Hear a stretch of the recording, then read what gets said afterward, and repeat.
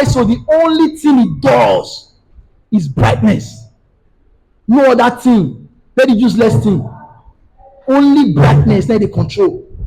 So that means when you just think about exposure, the first thing that wants to come to your mind most of the time is ISO. Is what? ISO.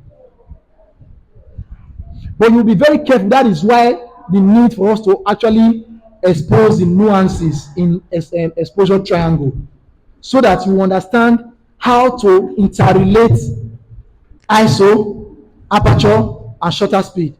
Because the three things I'm telling you now, they control brightness. The three things control brightness. But there is a relationship. There's a relationship. There's a way they work together. There's a way they work together to control brightness. Otherwise, one of it can control brightness exclusively. One of it can. But we're going to have crazy results. And I know those results. I can tell you very quickly. If ISO controls brightness exclusively, ISO controls brightness exclusively, that means when ISO value is high, brightness is what? High.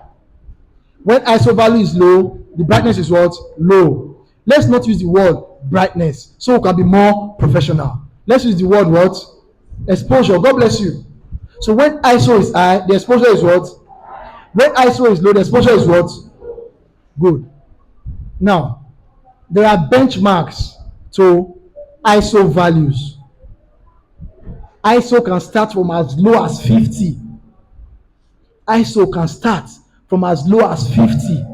And this 50 is only available in sophisticated cameras, mirrorless cameras to start with. Because these mirrorless cameras, sometimes they can be called low light camera. So even in low light, it still be bright.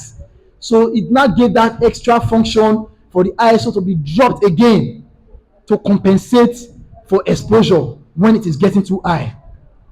For a particular camera called NX cam, there is a particular button, very special. I have not seen it in another DSLR camera.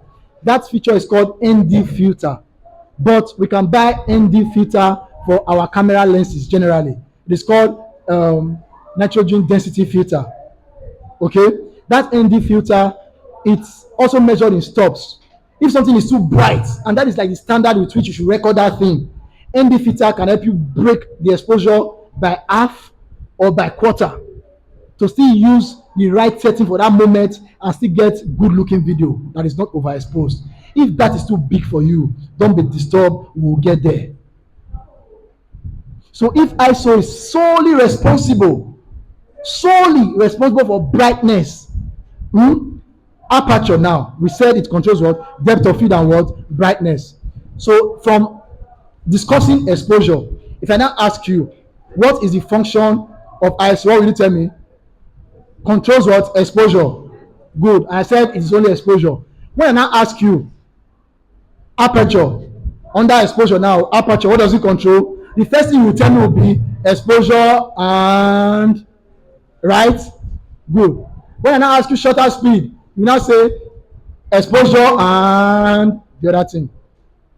Are you following? But it's only ISO among these component settings in the camera that is solely responsible for brightness.